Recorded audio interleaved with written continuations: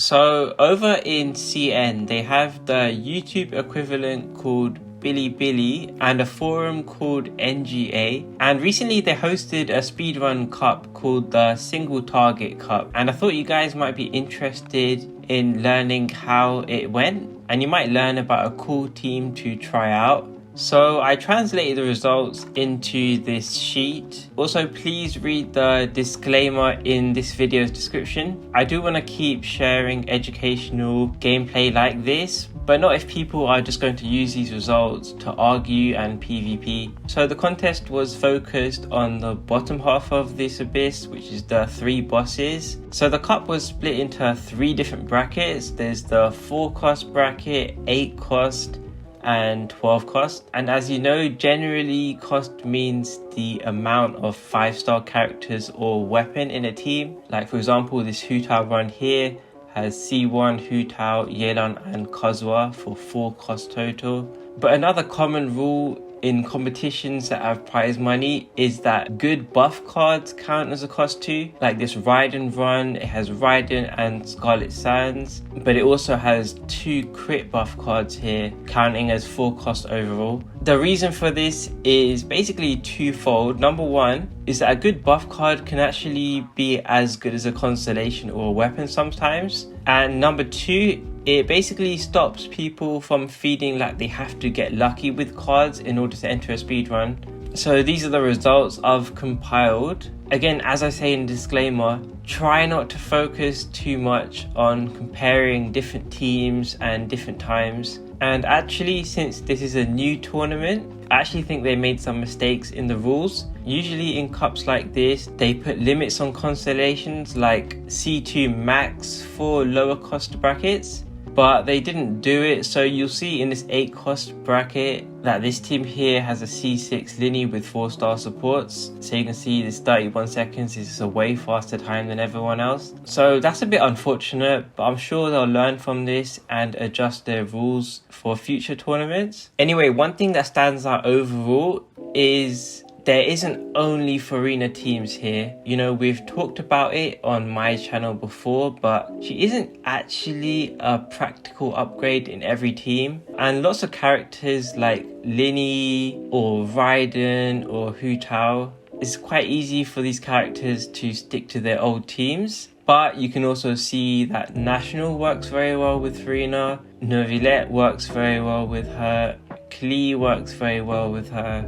I'll also add that the boss in the 3rd chamber, Coppelia, that has very huge cryo and animo resistance, so you just won't see many cryo or animo DPSs here. So let's go through some teams, starting with the 4 cost bracket. These have the least constellations. So as you guys know, this team has always been very strong at low cost, especially in a single target abyss like this. Actually, this account is a very famous account in the CN community. The account owner Loki has almost perfect substats on the whole team. This allows their national team to clear much faster than yours, even if you try to copy their runs. You just can't do it. And you can see one of the big advantages that shows in this abyss is the energy generation with this national team is very good versus 3 bosses back to back to back. And many teams can have issues getting their burst fully charged, but not Sucrose National. Xingqiu is able to use his skill twice, get some big nuke damage. Bennett's able to battery jungling.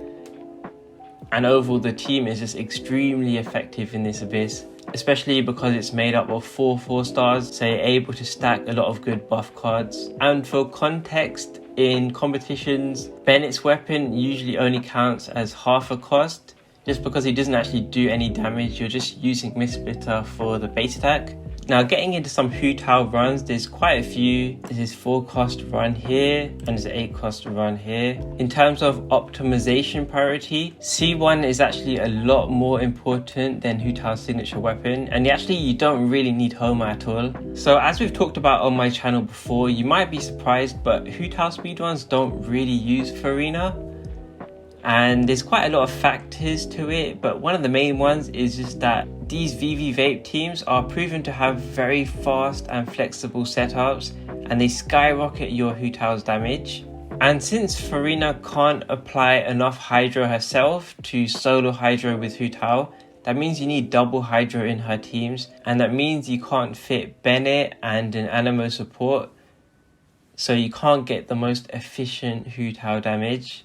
It's also not relevant in this abyss, but you also do get grouping with the Anemo teammate, which would be even more powerful if we had an AoE chamber. You also don't need constellations on Yelan for this team to work. You can see this video uses C0, although our constellations definitely do help, but it's not needed. And you also don't need Yelan or Kazuha for Beefy Vape teams to work well. This is a very good speedrunner from my Discord, and you can see the team works quite well with this xingqiu and sucrose. Now, of course, you can definitely still speedrun with Hu Tao Furina, and I showed a video of that myself. It's just not going to be as much DPS, at least for now. Will it be stronger in the future? Maybe once we have max talents on Furina and we have the new Marechaussee Hunter set on Hu Tao. Maybe with more synergistic teammates, but for now it doesn't look like it. At least if you're a hardcore player. And actually in my Discord server, I think most of the Hu Tao players are still using her old teams.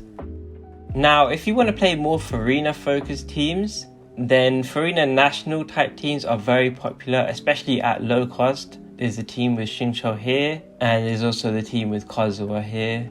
For optimization, Furina's C2 is very strong in these teams. As you can see, a lot of the players are using it, but it's definitely not needed. Like this player is using Scarlet Sands, Aquila, and some buff cards instead. These national teams are pretty good and fun to play. A lot of the xingqiu variation strength is that this abyss is very single target, so you don't need grouping as much. You can see it's very straightforward to do setups in this team. Instructor on Bennett, and both xingqiu and Xiangling are doing huge damage. Very strong team to play in this abyss. But as I showed, you can also play Kazuha, and then Furina can be vaping. You can see 100k hits with Furina, 140k. This is a very strong team too. And this team should be a bit more practical in future abysses when we get AoE chambers. Okay, let's get into neuvillette. And of course, he's very popular across all investment levels. There's a lot of small variations, like a monohydro team here. Lots of different vape teams here. Some with childe, some with sucrose, with kazuha. Again, there's another monohydro team here. You can play him with Mona, and then just more vape teams. He really does seem to be that flexible, and if you want to play him, you can just pick from a bunch of characters to speedrun with. This is a very funny run. It's a good example of when you're speedrunning, you might need to save on cost. Obviously, you would prefer using Zhongli and Kazuha, but in order to enter the 4-cost cup, Zhongli and Kazuha had to be cut, and you can see we have to use the budget alternatives here. But it still manages to work out well. Although, to be honest, I'm sure if this abyss had an AoE chamber that you really would want Kazuha, and Hazel's grouping would not cut it then. But at least for this abyss, it's still an interesting gameplay. Now, I know this thing here might have caught some people's eye, but I don't want you to start arguing that childe is stronger than Furina just because of this comparison here. Basically, if you didn't know already, one of the big downsides of Furina is that she has very long animations, whereas in neuvillette teams, childe basically has 0 animations, since you often don't even need to switch to him, because he's supporting with his talent that boosts neuvillette's normal attack talent. So this means in short abysses like this bossing abyss, when you don't need the most optimal high damage over time that Furina gives, it can be just as good just to power through without Furina at all. And also bear in mind that the team with childe, it has less 5 stars with characters, so this has 2 buff cards, it has the crit card and it has the HP card. So it's definitely not a perfect comparison comparing childe and Furina. But overall, I think it's still very educational to learn that it's not always about the highest theoretical DPS, and there is also value in how fast you can set up in your team to start dealing damage, and that's one of the advantages of faster setups. But But you should know once we get into the 12 cost bracket, so this is much more into higher dolphin and whale territory, and you're basically almost always seeing furina here, aside from this really good Mona run. Of course, raiden is very popular this abyss. You generally use her national team at lower investment, and then once you can get her C2 or C3, then you can see there's a lot of raiden hyper in the 8 cost bracket. You can see these runs are using C3 and her signature weapon. Sucrose in general is very popular for speed running in this abyss. With the 3 bosses in a row, her weaker grouping compared to Kazuha isn't that relevant. So she's just really good for saving a cost and using a 4-star. One tip I do want to add, if you haven't watched much raiden speedruns before, is with raiden hyper, you do want to be spamming raiden's charge attacks, so N1C spam. In other types of raiden teams where there's a lot more sub DPSs, like a national team, it is fine to add more normal attacks in, but for hyper carry, charge attack spam is definitely the way to go, as you can see. I also want to add, in terms of optimization for lower costs like a raiden national team, you do want to prioritize the weapon on Xiangling before raiden C2. You can see Staff of Scarlet Sands is prioritized in this run here. I know in my raiden national video I uploaded, I had C2 raiden and 4-star weapons, but that's not as optimal as doing it this way.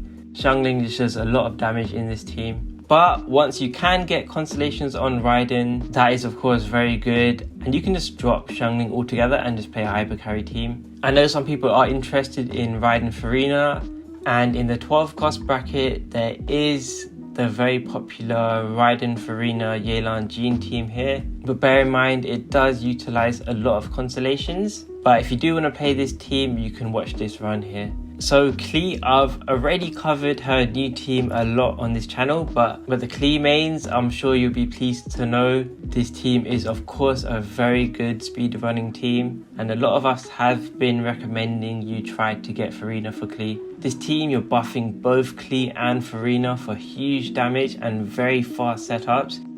You can actually see both furina and Kazuha's bursts are not worth wasting animation time on, and I don't think furina or Kazuha's burst are used this entire run. This team just has more than enough DPS, and it's better to have the faster setups.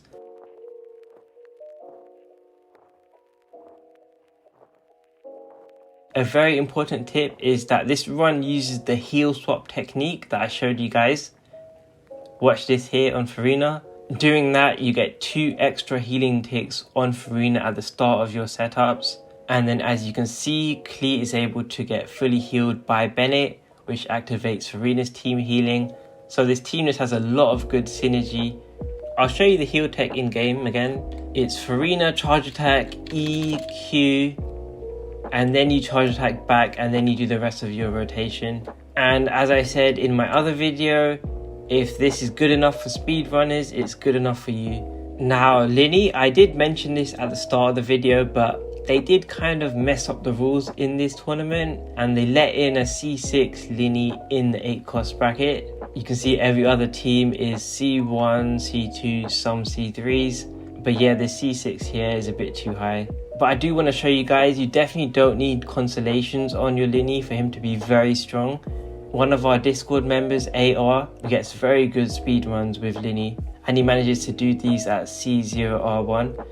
Lyney just has so much front-loaded damage and nuke potential. You just have to learn how to utilize that book trick, or making sure that you're not finishing chambers with his elemental skill, otherwise the teams can struggle with energy. But if you can manage the energy, as you can see, lyney is very strong, and these monopyro teams with him are amazing. I would definitely recommend it if you like lyney. As for lyney and furina, people aren't really using it here. There has been some testing. AR did manage to get a good gameplay with furina and Kazuha, but they do know that the monopyro team does seem to be more optimal, especially in AoE. They also do have C2 Kazuha, which can benefit the vape teams. There's also some mono hydro kokomi runs, both the quad hydro with xingqiu and the triple hydro with kazuha. Now, when you don't need kazuha's grouping like an abyss like this, as you can see, quad hydro can be a great option. It just has a lot of damage, and xingqiu is also benefiting from the same buffs the rest of the team benefits from. And xingqiu does also have a constellation that gives you a slight amount of resistance shred. He also lowers the energy requirements for the team even more.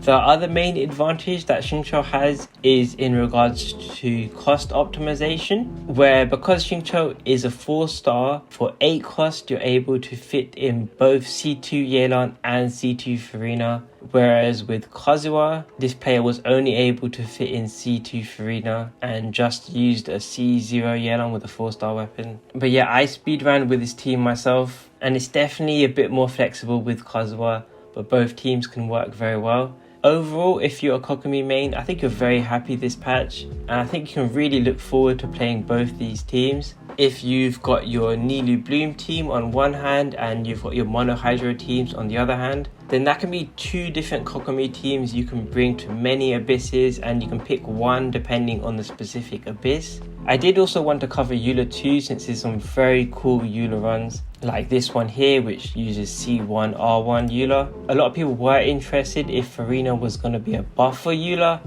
and it definitely seems like that is the case. You can see the damage in this team is very good, but it might not be a buff in every situation. I did look, and there's an ongoing eula cup, which is a different competition, and although eula furina is still very popular at the lower investments, so far it does seem with higher constellations a lot of people are still playing eula's old teams like Raiden, Rosario Bennett or Nahida Bennett here, and these teams are still getting top scores. I don't know if people just haven't been able to upload some eula furina runs yet at the higher cost, but at least at the lower cost, eula furina definitely seems to be very popular. Especially this team in particular. It uses 140 ER eula with her signature weapon and C1, and then it uses C2 furina with tenacity and Favonius sword. If you remember my initial furina review, I was curious if eula teams were going to end up using tenacity furina, and it seems like they are, which is very cool for me. And both of the runs in this speedrun cup use that too, and you can see after the setups, this team easily manages to 1-rotate each bus, and despite eula being the only cryo here, she doesn't have issues generating her burst, and this is just very clean gameplay. You can see the Favonius proccing there on furina. If you're a eula main, then let me know in the comments if you have tried this team yet. I'm very curious, this team looks pretty good, and I'm hoping in future abysses there aren't going to be energy problems. So I'm going to end it here, and that was some of the runs from this competition. I'm going to put the link to this sheet in the description alongside the credits to these amazing runs from these amazing speedrunners, and let me know if you did enjoy this type of video. Maybe if you want me to turn this into a series each patch or every time they do one of these big competitions. I think this can be interesting to help you stay up to date with speedrunning metas, and importantly how to optimize your favorite DPS, whether they get new teams and new strats. And as always with speedrunning, that is the most important thing. I can tell you for a fact none of these guys are getting this gameplay to prove that their DPS is better than another DPS. People are speedrunning to show how much they can optimize their favorite DPS, and showing you guys how to do it too. And that's honestly the best mindset. And lastly, if you did enjoy this type of content, then make sure to join my Discord. Although it's still small and growing, it's got like one of the most active speedrun communities for English speakers. And there's a lot of people popping in, sharing their runs and helping each other with strats. But of course, the server is not just about speedrunning. There's also casual conversations, there's Star Rail channel, there's questions channels. So yeah, the link to the Discord will be down below, and bye for now.